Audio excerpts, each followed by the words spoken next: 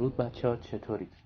این ویدیو اول کانال قاعدتاً نمیدونم الان چجوری باید شروع کنم، ولی همینو میریم. میخوایم توی این واکتورو نمیشه گفت، توی این لیتس پلی هرچی سکیرو رو با یه چالش بسیار سخت بریم. اگه من اینجا رو بتونم رد کنم که نتونست، خب قراره سکیرو رو با یه چالش بسیار سختی بریم، اونم اینه بدون لول اپ. یه سری لول اپ هایی داریم ولی اصلی ترین چیزی که باید لول اپ بشه جونمونه که اونو اصلا تا آخر بازی لول اپ نمی‌کنیم. یه جورایی از اواسط گیم به بعد وان شات میشیم. تو همین اوایل هم با دوتا شات میمیریم دیگه، از اواسط و وان شات. چالش بسیار سختی، اینجوری بهش نگاه نکنید. اگه فکر کنید راحته تست کنید. و خب این قوانین چالش از هیچ پریر بیدی استفاده نمی‌کنیم واسه لول اپ هلس بارمون. این از این سعی می‌کنم ولی بدون اینکه استفادهشون کنم تمام مینی باس ها رو بزنم که تمام پریر بیت ها رو بگیرم. و 12 تا باس اصلی فکر کنم 12 تا باشه. آره 12 تا باس اصلی استوری گیم رو میزنم و حتی اگه شد با همین چالش میرم سراغ اینر باس ها رو میزنم و اسکیناشون رو میگیرم با همین چالش اگه شد. خب بریم پیش کروم وپنمون رو بگیریم. آره دیگه وپنمون رو بگیریم. اگه فلاسکمون هم بده خوب میشه. اسکیپ فعلا همین یه دونه رو استفاده میکنیم. اینو بهتون بگم مموری باسا رو استفاده میکنیم و گردسیدا رو استفاده میکنیم، ولی خب گردسیدا اونقدر فایده نیست. مموری باسا رو استفاده میکنیم چون توی باس آخر ما حتی اگه بخوایم بدون لول اپ وپنمون بریم جلو جوری 40 دقیقه طول میکشه. علاوه بر اینکه 40 دقیقه طول میکشه ممکنه وان شات هم بشیم. پس لول اپ کنیم که از لحاظ دمیجی برابر باشیم، فقط از لحاظ هلس بار اینا برتری داشته باشه. و چالش اصلی سر همینه که ما اصلا ضربه نخوریم تا جای ما. اینا رو هم بذارید وان شات کنیم. بزن جرأتشو بزن. خب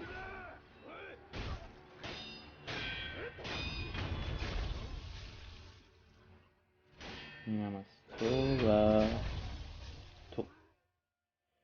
اولین مینی باس بازی اینجا. البته پریر بید نمیده ولی خب بذارید بزنیمش. خیلی ضعیفه، میبینید 3 تا ضربه. حتی وقتی برای پلی تور اول بازی کنید اصلا اینجوری نیست. اینو بهتون بگم اصلا فکر نکنید انقدر راحته. همین الانش هم داره منو میکشه.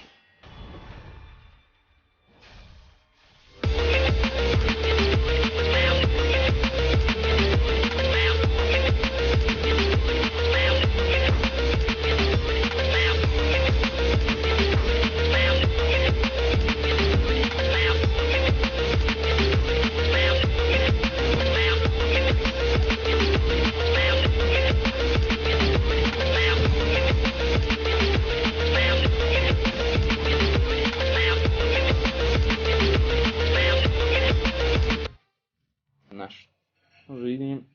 متاسفانه راند اول رو باختیم. اینجا هم که کاری نداره. اینجا شما میتونید شوریکن ها رو پیدا کنید که اگه برید پیش اسکالپتر فقط تو مستر شما میتونید شوریکن پرت. دوباره ریدم اینجا رو. اولین مینی باس اصلی بازیه.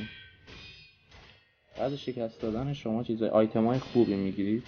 اگه آیتمای خوبی میگیرید واقعا نیازتون میشه. بیا بیرون. نمیخوای بیای بیرون؟ پاسچر تموم شد. بیا بیرون لعنتی. خب انگار فقط میخواست برینه توی پاسچرش. در از ریخت تو کار ما. پاسچر خودش سالم بود.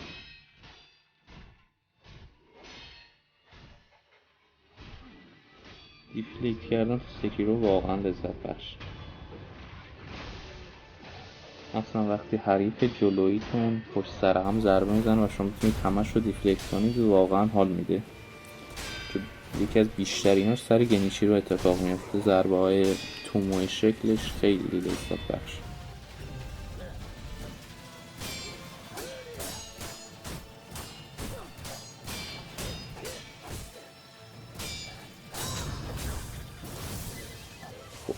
آیتمایی که میده رو ببینید. در اول پریر بیت که متاسفانه ما استفاده نداریم ولی گردسیدش واقعا نیازمون میشه. ولی اولین باسی مینی باسی در اصل که شما قرار باش به اجبار فایت بدید برای رد شدن از گیم ایشونه. اول اینا رو از پشت کارشون رو بسازیم. اینو اول بزنیم چون قوی تر از پشت کارشو تموم کنید بهتره. مینی باس اولیشونه. اولین مینی باس اجباریه که این در واقع ایشونه. فقط این اول بیاید کلی از حسش رو ببرید، بعد دورش بپیچید به طور 360 درجه بپیچید، از پشت ضربه بزنید. نحوه زدنش اینجوریه. حالا ریدم این مشکلی پیش نمیاد. 360 درجه که میچرخید این که میخواد بهتون این ابیلیتی مخصوصش رو بزنه، فینیشرش رو بزنه، بهتون آخر بازی داره که خب میتونید با اون دهنش رو سرویس کنید، زیاد مشکلی نیست. خب این هم از این. الان تازه اینجا باز شد، نگاه کنید بسته بود.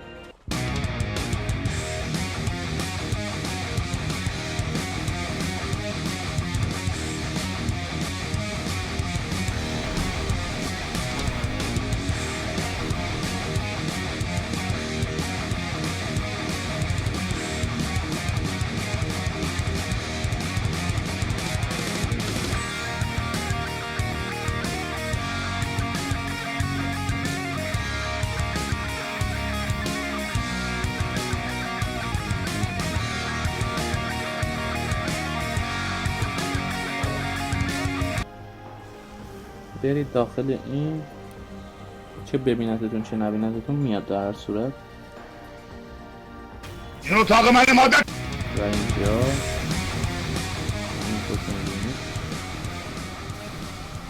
این بلا رو که سرش آوردین مستقیم میدوید میرید. چرا یه جورایی آموزشی شده انگار، آدم آموزش بدم مسیر گیم کجاست. ولی خب این بغل که ما داریم میریم، بذارید یه آموزش هم بدیم از کسایی که تازه میخوان گیم رو بریزن.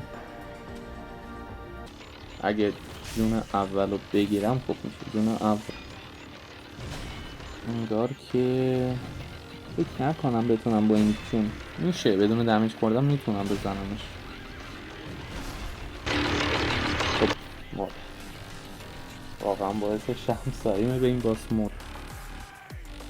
همونطور که گفتم همون اول میاید ضربه ضربه ضربه ضربه.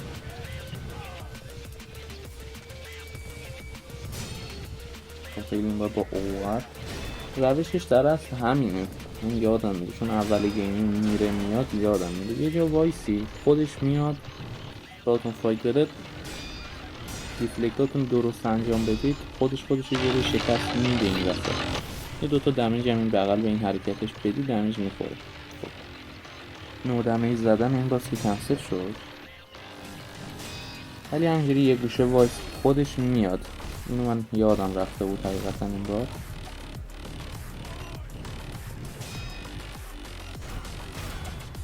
این از جون اول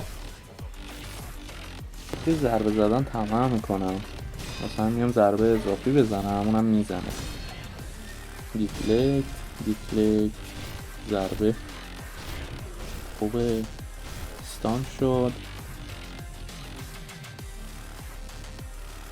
آخرشه تمام. و باید بذاره تمامش کنیم دیگه. نظرش چیه؟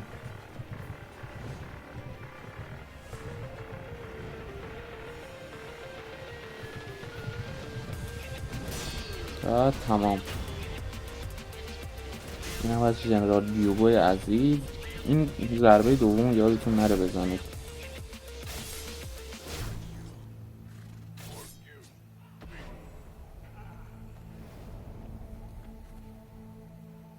و تمام.